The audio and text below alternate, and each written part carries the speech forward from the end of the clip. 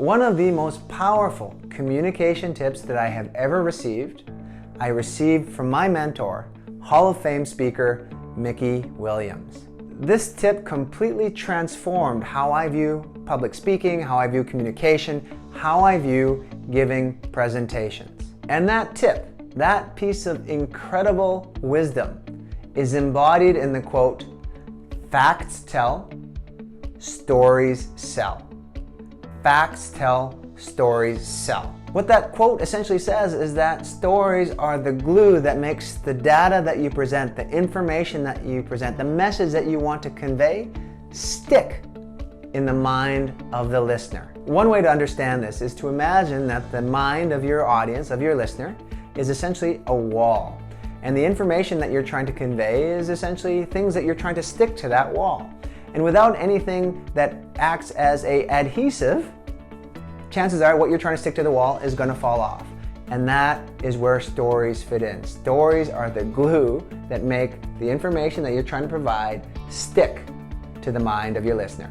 If you think about the countless presentations that you've probably had to sit through your life, or perhaps the countless conversations where you've had to speak with somebody and listen to their stories, and if you can think about the ones where people kept you engaged, kept you interested, kept your attention, well, chances are they included stories, and those stories were engaging. It wasn't just inane banter. They weren't just dumping data on you.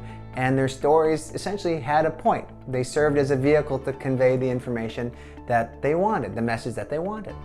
Now, you've probably been in the inverse, where someone was a terrible storyteller, yet they tried, or someone didn't include story. It was just very difficult to listen to in either situation, either a completely dry and boring presentation devoid of stories, or someone who's not a very good storyteller who tries using it, and the stories go on and on and on and on, and at some point you go, what are you saying? What's the point? The good news is that you can become a great storyteller and thereby a great communicator, and thereby advance your professional career because people will see you as being highly competent at communication. And you can do that through the game called Hollywood.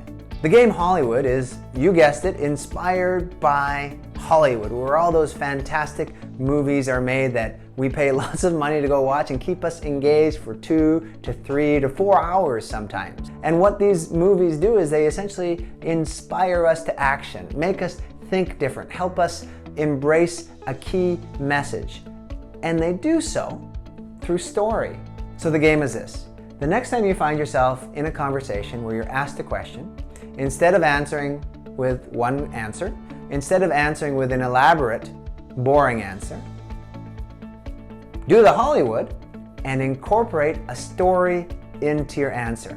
Make it a practice to always incorporate one story, one anecdote into every answer you give. The beauty of this is that by doing this often, making it a practice, enjoying it, it's essentially a game, this will have a carryover effect into your professional life. So let's say that you have an interview. When someone asks you a question in an interview, you're not just going to give a boring fact-based answer.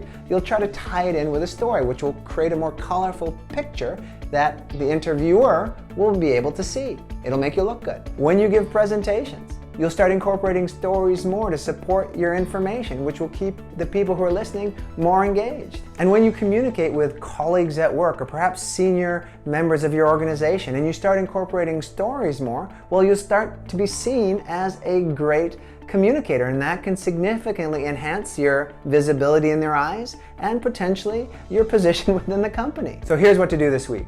The next time you have a conversation with a friend, a loved one, a colleague, in person or online, intentionally play the game Hollywood and include a story. That said, please keep in mind that attention spans are short. So part of becoming a good storyteller is developing the ability to consciously edit yourself while you're speaking and keep your stories on point. Try to avoid as much superfluous information, unnecessary information that does not further the stories along. Keep that out. That will ensure that you're seen as a great storyteller and a great communicator. If you're interested in developing your workplace communication skills, I'd be happy to help. Email me at john@johngodoy.com or visit my website at www.johngodoy.com, and let's get to work.